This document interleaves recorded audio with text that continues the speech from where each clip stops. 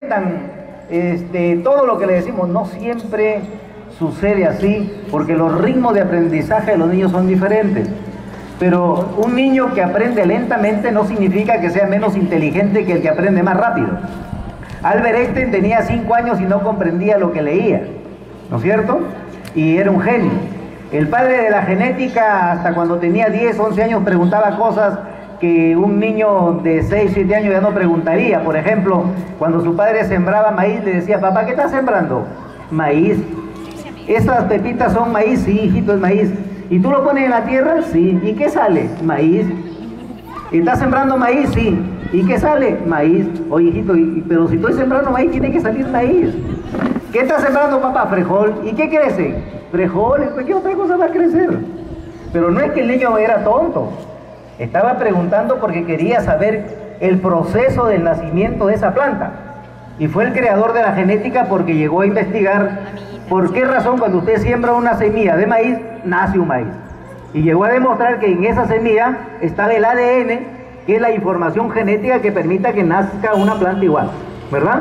Entonces, cuando los niños nos hacen preguntas que parecen que son tontas, sin sentido, es porque le están buscando el verdadero sentido de las cosas, ¿verdad?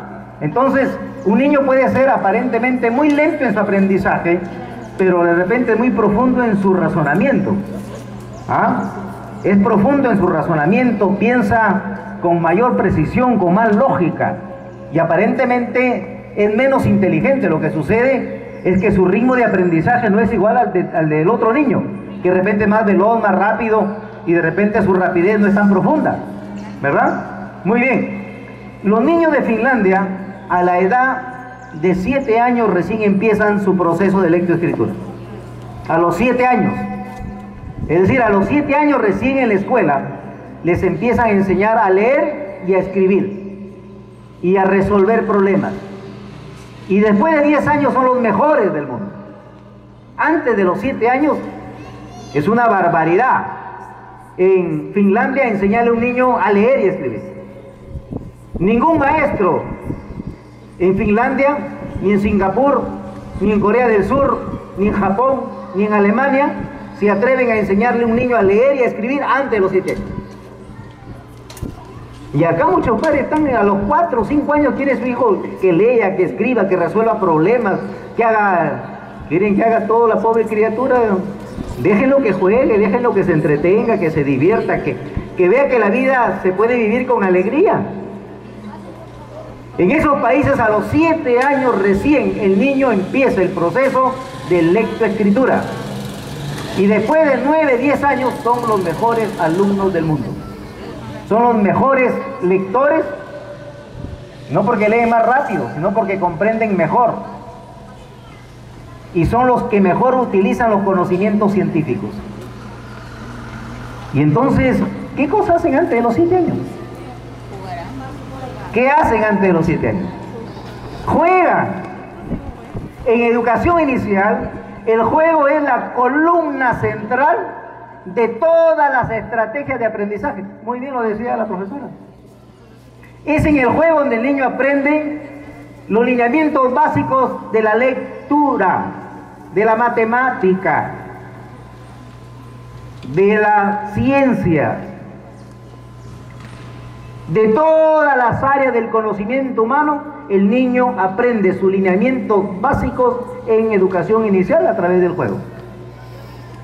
Pero ¿por qué científicamente a un niño no se le debe enseñar a leer y a escribir y a resolver problemas antes de los 7 años o antes de los 6 años en el Perú?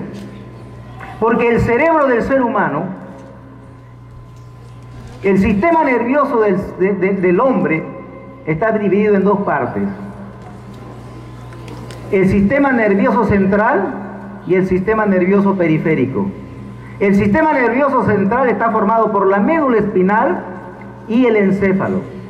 El encéfalo, o sea, lo que nosotros conocemos como cerebro, el encéfalo es la superposición de un conjunto de cerebros dirigidos finamente por la corteza cerebral.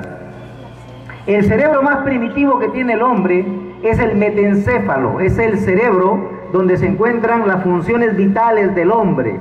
los latidos del corazón, la respiración. El mesencéfalo es el cerebro medio, que es el cerebro de las emociones, de los sentimientos, del amor, de la pasión. Y el telencéfalo es el cerebro que está más arriba, que es el cerebro conocido como el corte cerebral o la corteza cerebral, o el cerebro de la inteligencia, el cerebro de las funciones superiores del hombre.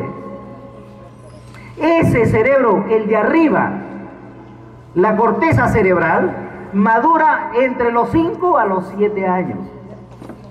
El corte cerebral, el cerebro de la inteligencia, el cerebro que permite que el hombre piense, que el hombre tenga iniciativa, que el hombre razone, que el hombre analice. Ese cerebro madura entre los 5 a los 7 años y en algunos niños hasta los 8. Ese cerebro es el que permite que el niño lea y escriba y resuelva problemas.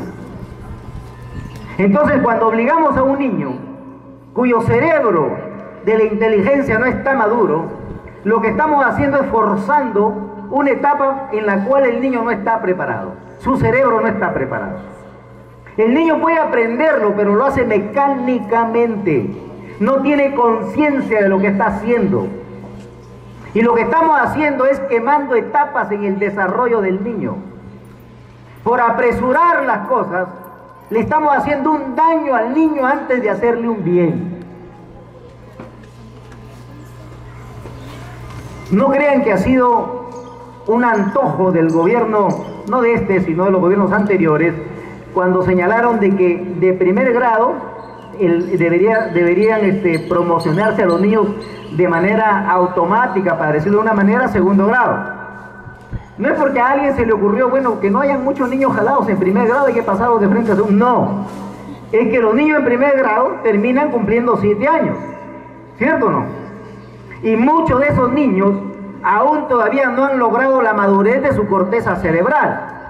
Y por lo tanto no es que en primer grado muchos niños no aprendían a leer o a escribir porque eran niños poco inteligentes, sino que su corteza cerebral no maduraba, pues. Entonces era una barbaridad a esos niños hacerlos que repiten 10 años, porque eso atentaba contra la autoestima del niño.